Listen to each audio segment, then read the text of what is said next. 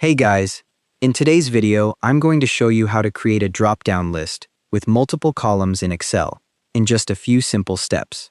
Open your Excel workbook with your data already set up in columns. You'll see your data laid out in a table format ready to work with. Click the Enable Content button at the top to activate the workbook features. This unlocks the developer tools you'll need for creating the combo box. Click the Developer tab in the ribbon to access the controls. The Developer tab contains all the ActiveX controls and form tools. Click Insert in the Controls group to open the Control Options menu. A drop-down appears showing both Form Controls and ActiveX Controls sections. Select Combo Box from the ActiveX Controls section and it'll appear on your sheet. Your cursor changes to a crosshair so you can draw the combo box where you want it. Right-click the combo box to open the context menu.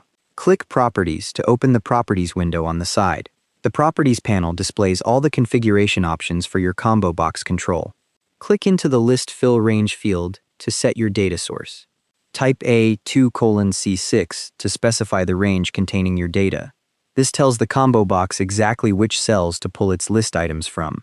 Click on the combo box in your sheet to confirm the range is set.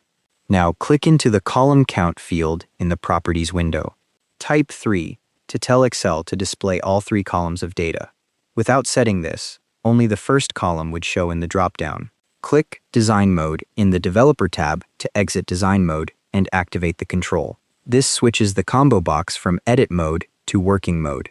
Click the drop-down arrow on your combo box to test it.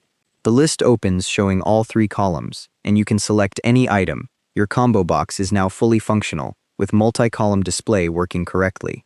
If your columns appear too narrow in the dropdown, you can adjust the column widths property using values separated by semicolons, like 50 semicolon, 100 semicolon 70. Make sure your list fill range doesn't include the header row if you don't want those labels appearing as selectable options.